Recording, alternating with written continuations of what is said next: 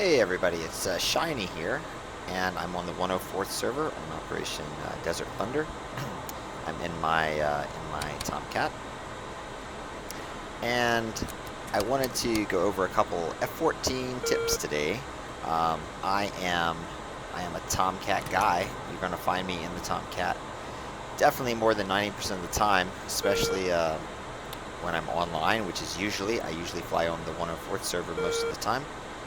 So that's where you're going to find me in my Tomcat. I want to give you a couple tips today. And the first one is about your bindings, and specifically about the Jester menu.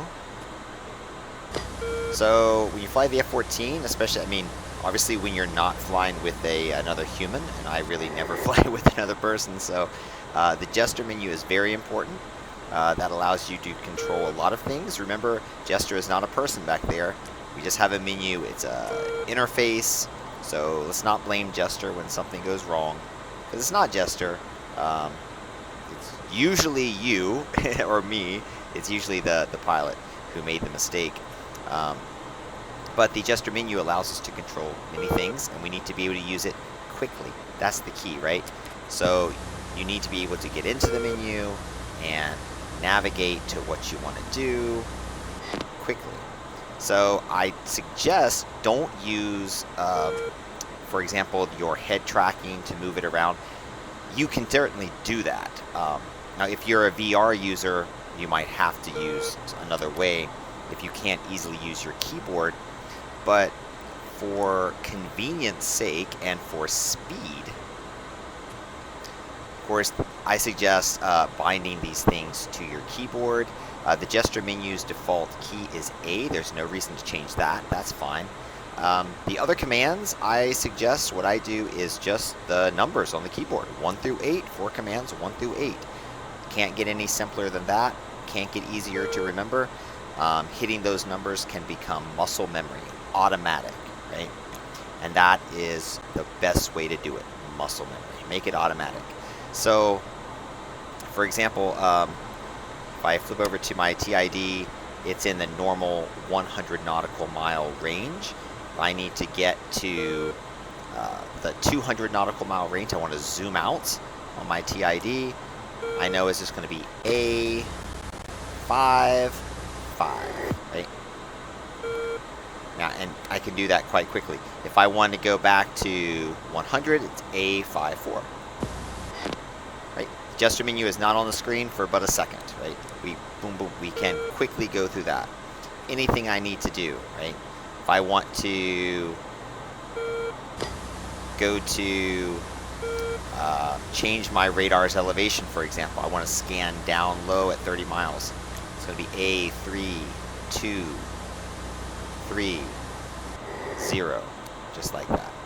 Now I'll change that to 40 miles scan down.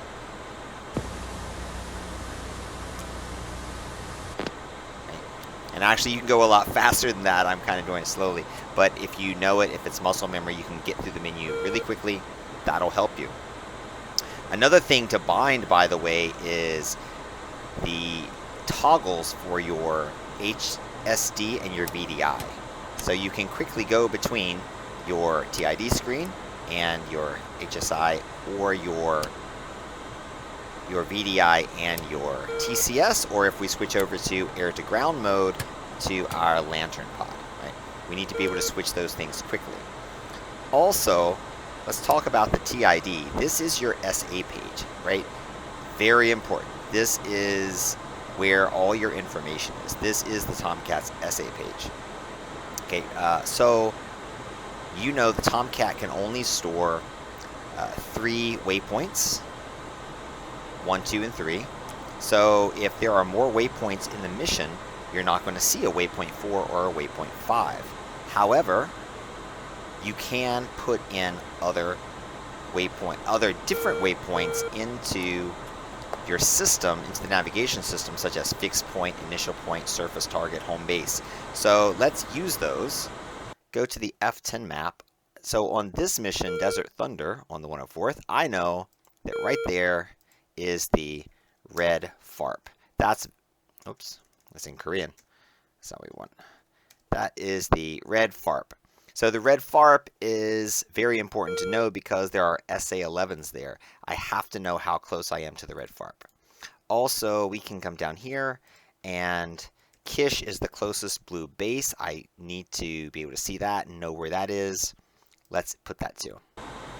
Okay, go to Jester menu twice to get to the full menu, navigation 4 for inputting from a map point. Let's put in fixed point, and we'll put the red FARP as the fixed point.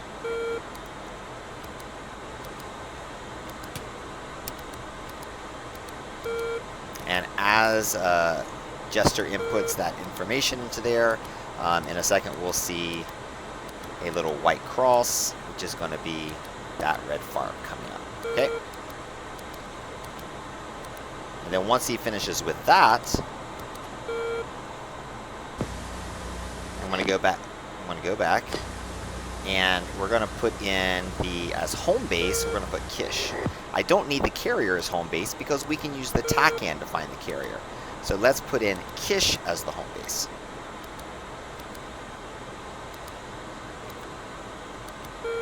Okay, right now I'm just going to go into a little orbit here while we're chilling and talking.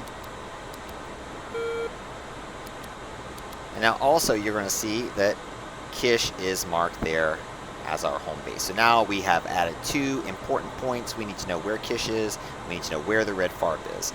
And if we wanted more, we also had the surface target and initial points that we could add in also.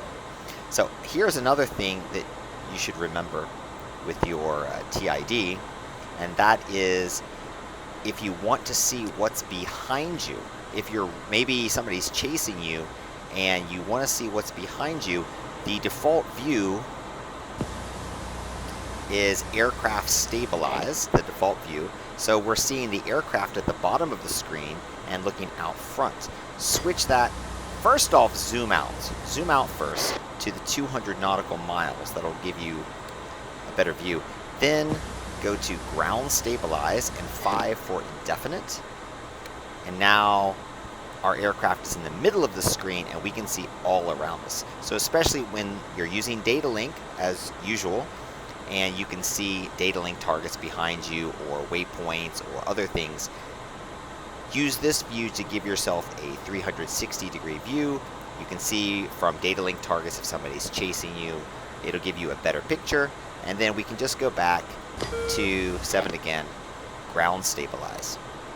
And now, or I'm sorry, aircraft stabilize. And now we're back in the default view. Okay, another thing about that, if we stay on the TID, because that's what we're talking mostly about here, is the idea this is your essay page. This is so important. So you need to be able to look at it quickly. Now, you can always, of course, just look down. You can lean forward. You can use a zoom key. But I think that's, again, that can be slow. It can be uncomfortable. Especially if you're using head tracking and you lean forward a lot and down, it might throw off your view for a couple seconds. So I suggest using a custom snap view. I save a custom snap view of the TID zoomed in. And then we can always take a really quick look at the picture, right? It's just, I find it the easiest way. So you can see here on my Warthog stick, it's joy button 16, which is the countermeasures button to the right. It's right there where your thumb is. It's super easy to use, custom snap view. So I'm not going to go over how to set up a custom snap view. I think you can find that information easily. But save a custom snap view as whatever snap view you want, bind it to your HOTAS. It's very, very helpful in that way. Okay, one more thing, one more Tomcat tip, and this is a little specialized. This is just because right now there is a bug with tankers, tanker TACANs. So if we go back here to the HSD and we'll go to TACAN. Right now my TACAN is set for the carrier, but if we go up here and we go to TACAN, let's try Shell 2-1's tanker. Now the current bug is it'll go to the tanker and it'll show the direction and the range, but it won't last. After a few seconds, you will lose that. You will lose the direction, and then you'll lose the range, right? That's a bug. I don't know when they're going to fix that, because that bug's been around for a while.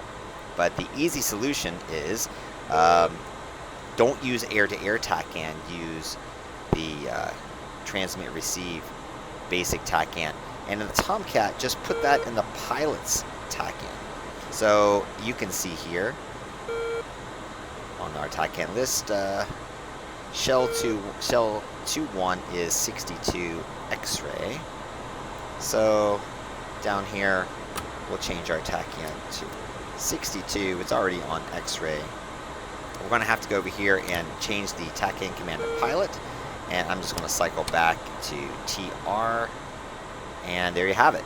Now we have our Shell 2.1, 11.8 miles there off our 1 o'clock. So I think that's all the Tomcat tips I'm going to give you right now. But my points are, be careful with your bindings, just like in any aircraft. You want to find the bindings that work best for you and help you do things quickly. And Jester menu, you have to get through that quickly. That's important, so just bind it the way it works best for you. But I highly suggest keyboard 1 through 8 and just make that muscle memory. Over time, it'll become natural. You'll get fast with it. A snap view is great for zooming up on your TID and getting a quick look. And what else did I say? Add other waypoints to your TID. So use the fixed point, use initial point, use home base, use surface target. Add those with map markers to keep track of important points that you need to keep track of, right? Okay, and that's all for our Tomcat tips for today, I believe. So I will see you next time.